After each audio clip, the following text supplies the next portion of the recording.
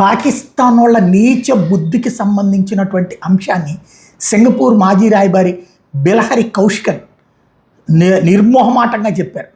ఒక పచ్చి నిజాన్ని బయటపెట్టారు. ఓ ప్రపంచ సదస్సులో తమ దేశం ఎదుర్కొన్న అనేక సమస్యలకు భారత్ ఆఫ్ఘన్లో ఉన్న సరిహద్దులే కారణమని పాక్ విలేకరి చేసిన ఆరోపణలు కౌశికన్ ఖండించారు. ఆ దేశ సమస్య భారత్ ఆఫ్ఘనిస్తాన్ కాదని, సొంత నేతలు అక్కడ సైన్యమేనంటూ ఘాటుగా బదిలిచ్చారు. ఈ మాటలు తాను ఊరికే చెప్పట్లేదంటూ తన అనుభవాన్ని చెప్పుకొచ్చారు.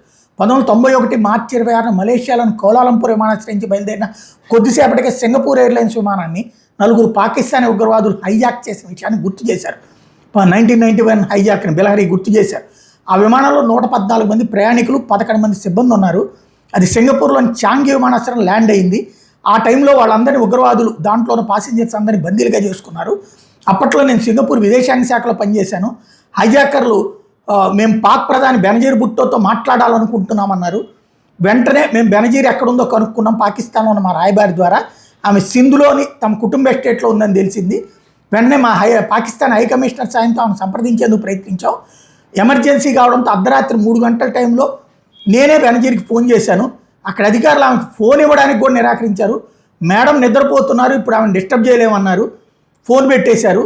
విమానం హైజాక్ అయిందని మళ్ళీ ఫోన్ చేసి చెప్పినా కూడా వాళ్ళు పట్టించుకోలేదు. అంత సీరియస్ అంశము.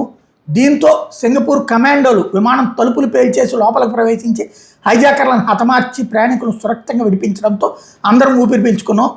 అయితే ఈ ఘటన దర్యాప్తు చేయబడితే హైజాకర్లు భుట్టో సొంత పార్టీ అయిన పాకిస్తాన్ పీపుల్స్ పార్టీ పీపీపీకి చెందిన వాళ్ళేనని తేలింది. పాక్ జైళ్లలోనూ కొందరు ఉగ్రవాదులు వినిపించడానికి వాళ్ళు విమానాన్ని హైజాక్ చేసినట్టు తేలింది. దేశంలోని సమస్యలకు సరిహద్దు దేశాలను సాగ్గా చూపించిన ఎప్పటికైనా మానుకోవాలంటూ పాకిస్తాన్ విలేకరికి ఘాటుగా చెప్పారు.